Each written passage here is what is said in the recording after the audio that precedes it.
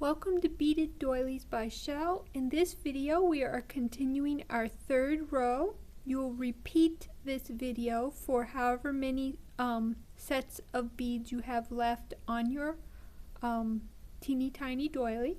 This will be the same for all three doilies. Your egg doily will look different at the top, but your string should be coming out the same bead as far as placement, and the rest of the beads will be added the same as the other two types of Teeny-Tiny Doilies.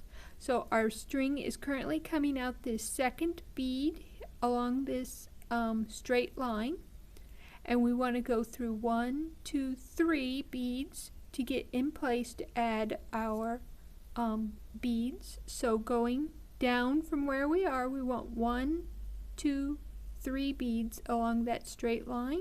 I'm going to turn mine slightly to bead it, go through them. So that's 1,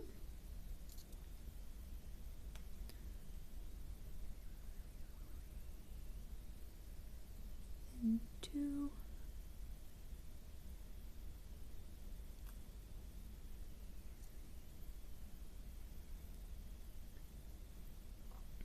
and 3. Oops. Get me set up here. And now we're coming through this second from the bottom bead, or if you have more, it'll be the it'll be the third one down from where you were. But anyways, well, one thing you can see is here's your circle, and then it's 2 beads below where your circle is, previous circle is, if you need a way to tell if you're in the right place.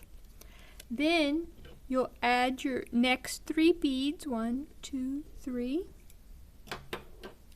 And for mine, they are all low, so I should put on 3 pinks.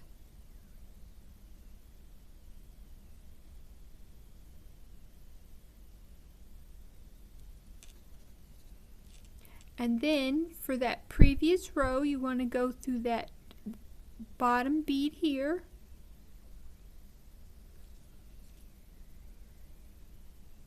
and then you'll go through 1 bead on the side, which is actually the first bead for this circle, so that will complete the circle. And there you have added your next set of beads, and you are ready to continue adding if you have a longer row than this.